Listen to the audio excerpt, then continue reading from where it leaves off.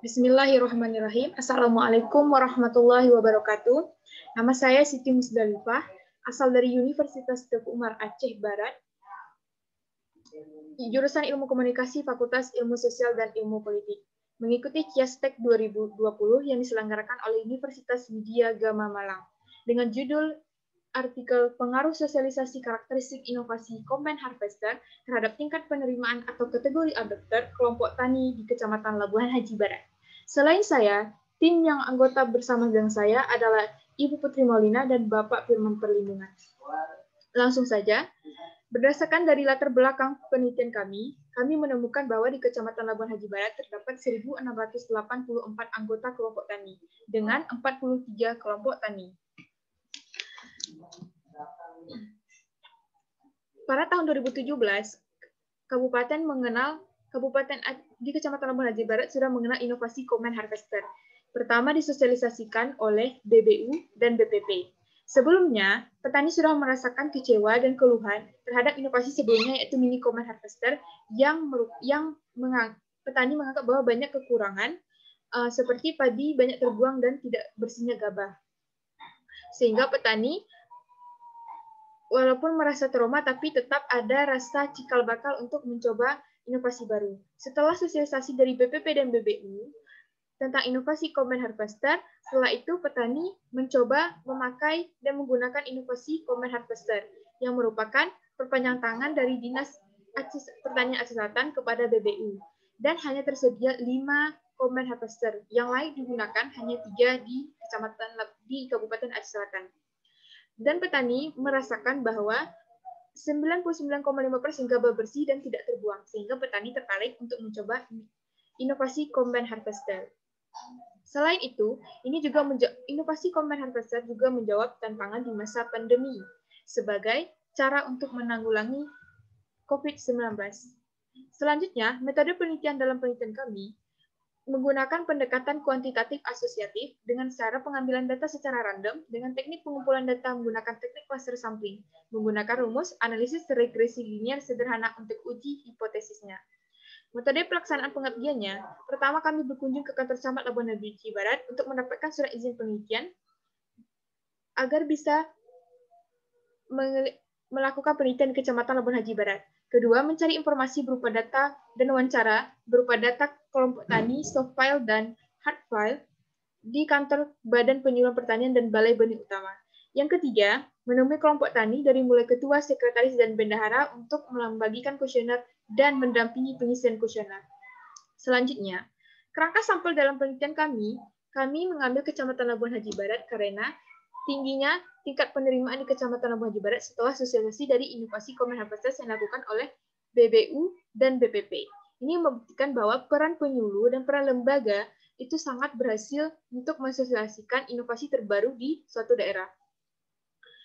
Dari 15 gampong di Kecamatan Labuhan Haji Barat, kami mengambil 7 gampong dengan total jumlah 95 responden dari 1.684 anggota kelompok tani.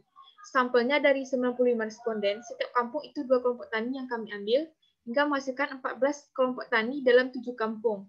Dan setiap kampung itu mendapat jatah 14 responden. Berdasarkan hasil dan pembahasan yang kami dapat, berdasarkan dari teori difusi inovasi M. Rogers pada tahun 1983, dengan beberapa indikator, yaitu diantaranya variabel X, yaitu karakteristik inovasi berdasarkan dari keuntungan relatif, kesesuaian, kerumitan, kemungkinan dicoba, dan kemungkinan diamati. Untuk variabel Y-nya, tingkat penerimaan, indikatornya adalah inovator, early adopter, early majority, late majority, dan laggards. Ini adalah untuk mengukur antara sosialisasi karakteristik inovasi, yaitu variabel X, inovasi Combine Harvester terhadap tingkat penerimaan atau variabel Y kelompok tani di Kecamatan Labuhan Haji Barat.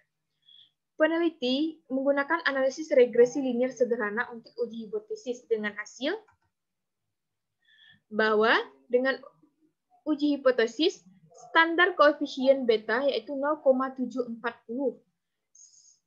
untuk variabel karakteristik inovasi atau variabel X, sebesar 0,740 atau searah positif dengan tingkat signifikannya 0,000 pada tabel signifikan, bisa dilihat, yang berarti bahwa sosialisasi karakteristik inovasi berpengaruh secara positif terhadap tingkat penerimaan kelompok tani di Kecamatan Labuan Haji Barat.